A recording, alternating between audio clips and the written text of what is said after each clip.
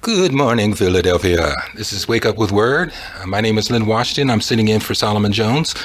We have a guest on the line, Linda Evans. She's going to tell us a story, an account of her life over the last dozen years plus at a institution here in Philadelphia. We have some callers on the line. We'll get to you. Please hold on. Miss Evans, could you, Linda? Yes. Okay. Hi. Oh no. Yeah. So could you tell the listeners what you've been enduring and where you've been enduring it? Let's do the journalism thing. Give us the who, what, when, where, why, and the how. Thank you, Len. First of all, my name is Linda Evans, and I'm a proud WURD member. And at this very moment, I know how important that is. I'm born and raised in Philadelphia. I graduated from Germantown High School. I have a PhD from Temple University. I have a bachelor's from Temple University. I have a master's in marketing from the University of Wisconsin-Madison, and I have a master's in counseling from the University of Wisconsin-Platteville. And I give you my credentials, and I have work experience, and I'm 61. Mm-hmm. All right. And I have worked 30 years at Community College of Philadelphia, and I've had multiple part-time positions over the course of those 30 years. I have been a teacher, I've worked in assessment, and I've worked in academic advising. In April of this year, you would imagine, if you've worked 30 years part-time for an employer, you would hope to get a full-time position. And I had hoped to get a full-time academic advising position in April of this year. And I applied. I had an interview with a committee of 6 whites. Okay. There was no one of color on the committee. And to cut to the bottom line, I was not passed on by the hiring committee.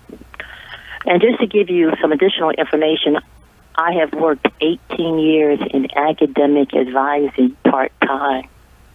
Okay, so let me understand something. This probably is relevant to what the overall context of what you're saying. You have 18 years experience at community college doing advising.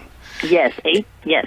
Okay, and a part of your academic portfolio is that you have a master's degree in counseling. In counseling, yes. Okay, so you have experience at the college and the educational credential, yet you've applied for full-time positions with that particular area, and as yet you have not been successful in obtaining full-time position. Yes. Okay. That is it. And I was not able to get the full-time position. However, the college continues to employ me as a part-time academic advisor. Oh, so you're good enough to be part-time, but apparently not good enough to be full-time? Is this... That okay. Lynn, that's it, Lynn. Okay, I'm just that trying to understand.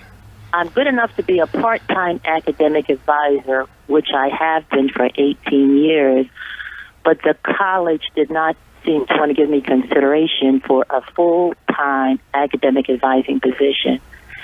And I want the audience to understand, for 30 days, my soul meditated on that. How can I work as a part-time academic advisor for 18 years, but not be considered for a full-time academic advising position? So in the meditation of this, I started to do some reading and some praying. And then I realized that a few months earlier, there was another colleague of mine. It just wasn't me. When you're going through something like this, you think, oh, Linda, it's just you. And then I remember, I looked back in my email, and I remember there was another colleague in the English department, Rel Dowdell. Some of you may know him. Mm-hmm. Back in December of 2015, he was a finalist for a full-time position in the English department. Now, he applied for a full-time position in the English department, I applied for a full-time position in academic advising. And when I was doing my reading, it revealed that, Rel made it to, Rel was a finalist in this process. This is just in December of 2015, everybody. Okay? And Rel was unsuccessful. Rel did not receive an offer of full-time employment in the English department. Now, this is the gentleman that is featured quite often in promotional material as, he's a great person who we have working with us, an award-winning. Now, he's an award-winning filmmaker? Yes, he okay. Yes, he is, Lynn. I was getting... Okay. You know what's troubling about that, about Rel's story? Now, I want everybody to keep in mind, this just happened December of 2015. Okay, so we're talking about something recent. We're not talking about the ancient past, which for too many people is yesterday. Okay. No. I'm trying to point. My experience occurred April of 2016. Rel's occurred December of 2015. Okay. And then also, yes, Rel did go and file a discrimination suit down at the EEOC and HRC. Mm-hmm.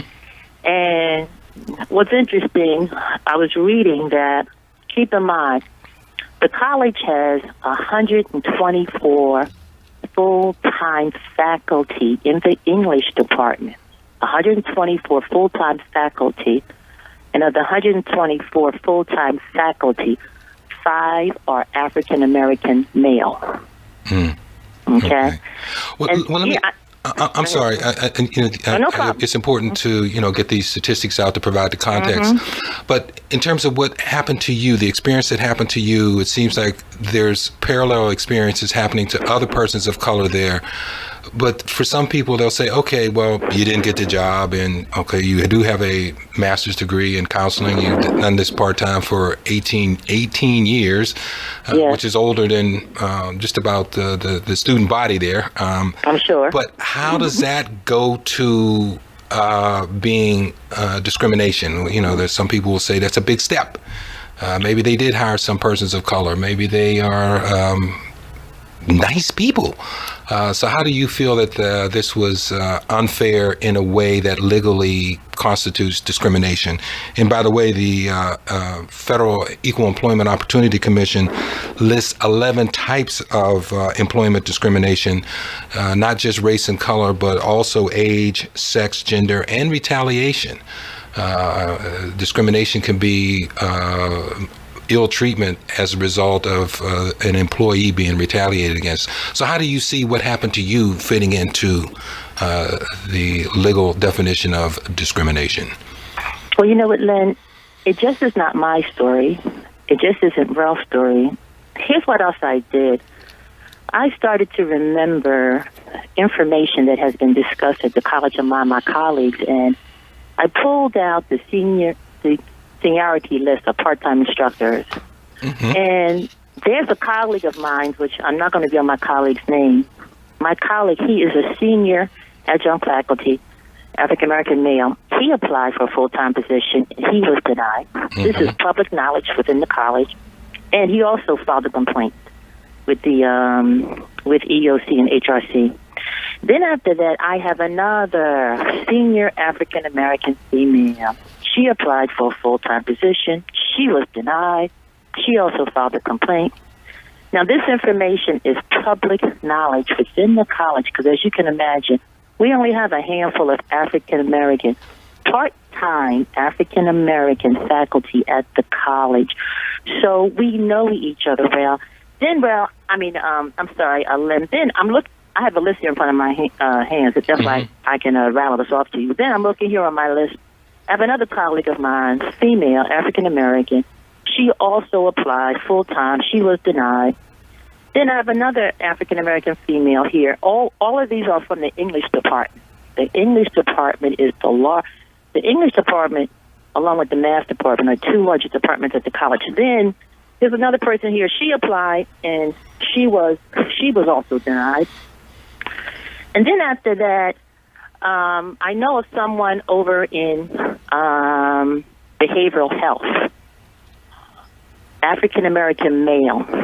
He applied for a full-time position. He was denied. Now, this person is in behavioral health. He told me that. And then after that, I have another colleague. She works in sociology, adjunct faculty, African American. She applied for a full-time academic advising position, and she was denied. Okay. And then there's a colleague. You know the person's name, Lynn, but I'm not going to say on the radio. A journalist, experienced. She applied for full-time. She applied for part-time instructor in the English department as well as full-time African American, and she did not get hired. So I became aware of all this information, just remembering the information that was told to me by others. I looked at the college's seniority list over there, okay, and it raises a lot of questions. And then here's the other piece I did. I went over to the college's website, okay? Yes. And then I looked over there, and it says that 58% of the college's student body is African American students. 58% African American students. This is the college's data on their website. And then I looked over there, and then the college's website says 77% white faculty. And then the college's website also says 16% African American faculty. And now, of course, I'm sitting and I'm meditating on the data, and I'm saying, wait a minute. How can we have 58% African American student body, and we have 77% white faculty, and then we have 16% African American faculty? Well, this data certainly suggests to me there's a problem at that college. Well, it would, at the very least, this statistical evidence that you've developed, that you got from public sources, would seem to paint a picture that would require some examination. Let me just understand one concept here. You said senior adjunct faculty, so that presumes that the people who have that title are persons who have many years of experience as well as the academic credentials. So we're not talking about somebody who just came out of college, no knock to recent graduates, and maybe has 1 or 2 years of experience. We're talking about experienced people. Am I true in saying that? Yes, Lynn, because Lynn, like myself, Lynn, I'm looking at the seniority list. Lynn, I am in pool 12. And as I already told you, I've been affiliated with the college 30 years, Lynn. And then the minimum qualification at the college is to have a master's, Lynn. So you must have a master's, which I already told you I have two. And then I also have work experience. So no, Lynn, my colleagues, African American adjunct faculty, they come with qualifications. But you know what, though? Let me also, I got to put this out here, too, because what is the point that I definitely want to leave your listeners with today? That you can work long-term at Community College of Philadelphia, be African American, have work experience and credentials, and not be considered for full-time work. That's one issue that I definitely want your listeners. That's troubling. Here's the other issue I definitely want to get across to your listeners. Oh, we don't have enough African American faculty at that college, Lynn. There's no way, Lynn, we should have 58% African American students, Lynn. And we got 16% African American faculty. One of my colleagues told me the other day at the copy center, one of her students said to her, "You are the first African American faculty that I had here at the college." Yeah, that. And this is that point that you just made about being able to see people in certain positions is so important, more so than just the numbers. At 16%, community college seems to be way ahead of many other institutions, including those here in Philadelphia, but yet there's still not the parity that people talk about that is needed. And many times we get focused in on numbers, but we don't realize the impact that just presence has. So here's a student who's gone through some higher education and never had an African American. And conversely, white people and those who are not, say, African Americans need to see that there are people in these positions that have the capability and have had that type of capability for hundreds of years, but it just gets pushed to the side. Linda, listen, thank you so much for coming on. Len, yes, Len, very quickly. Len, please.